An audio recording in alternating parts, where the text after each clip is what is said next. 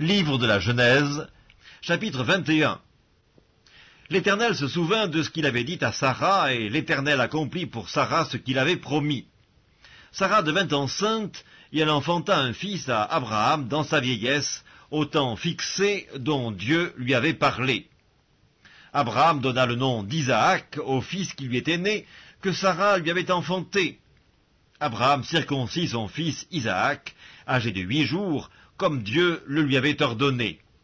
Abraham était âgé de 100 ans à la naissance d'Isaac son fils, et Sarah dit « Dieu m'a fait un sujet de rire, quiconque l'apprendra rira de moi. » Elle ajouta « Qui aurait dit à Abraham, Sarah allaitera des enfants, cependant je lui ai enfanté un fils dans sa vieillesse. » L'enfant grandit et fut sevré. Et Abraham fit un grand festin le jour où Isaac fut sevré. Sarah vit rire le fils qu'Agar, l'Égyptienne, avait enfanté à Abraham. Et elle dit à Abraham, « Chasse cette servante et son fils, car le fils de cette servante n'héritera pas avec mon fils, avec Isaac. » Cette parole des plus fortes aux yeux d'Abraham à cause de son fils. Mais Dieu dit à Abraham, « Que cela ne déplaise pas à tes yeux à cause de l'enfant et de ta servante, accorde à Sarah tout ce qu'elle te demandera, car c'est d'Isaac que sortira une postérité qui te sera propre. Je ferai aussi une nation du fils de ta servante, car il est ta postérité. » Abraham se leva de bon matin, et il prit du pain et une outre d'eau qu'il donna à Agar, et plaça sur son épaule. Il lui remit aussi l'enfant, et la renvoya.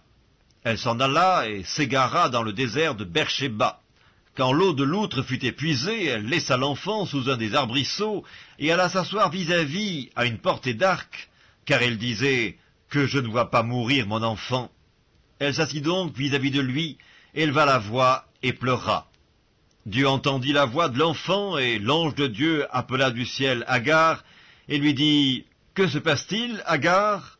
Ne crains point, car Dieu a entendu la voix de l'enfant dans le lieu où il est. Lève-toi, prends l'enfant, saisis-le de ta main, car je ferai de lui une grande nation. » Et Dieu lui ouvrit les yeux, et elle vit un puits d'eau. Elle alla remplir d'eau l'outre, et donna à boire à l'enfant. Dieu fut avec l'enfant, qui grandit, habita dans le désert, et devint tireur d'arc. Il habita dans le désert de Paran, et sa mère lui prit une femme du pays d'Égypte. En ce temps-là, Abimélec, accompagné de Picol, chef de son armée, parla ainsi à Abraham. « Dieu est avec toi dans tout ce que tu fais.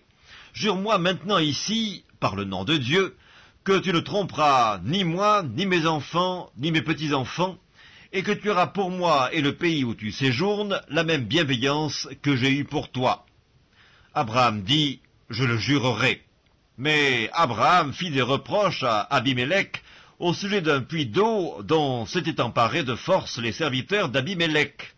Abimélec répondit, « J'ignore qui a fait cette chose-là, tu ne m'en as point informé, et moi, je ne l'apprends qu'aujourd'hui. » Et Abraham prit des brebis et des bœufs qu'il donna à Abimélec, et ils firent tous deux alliance.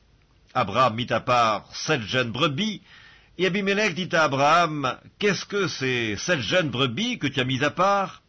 Il répondit, « Tu accepteras de ma main ces 7 brebis, afin que cela me serve de témoignage que j'ai creusé ce puits. » C'est pourquoi on appelle ce lieu Beersheba, car c'est là qu'ils jurèrent l'un et l'autre. Ils firent donc alliance à Beersheba, après quoi Abimélec se leva avec Picol, chef de son armée, et ils retournèrent au pays des Philistins.